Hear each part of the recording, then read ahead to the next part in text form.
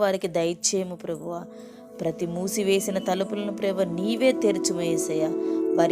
వారి ప్రతిభలను సామర్థ్యాన్ని వెలుగులోకి తీసుకురండి యేసయ్య.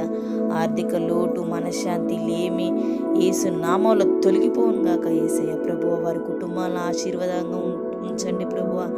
నమ్మకంగా నీ మీద ఆధారపడే శక్తిని బలము నా బిడ్డలకు అనుగ్రహించండి ప్రభువ. యెహోవా నా కాపరి, నాకు లేమి కలవదు, నాకు ఏ లోటు ఉన్నదన్నావు ప్రభువ.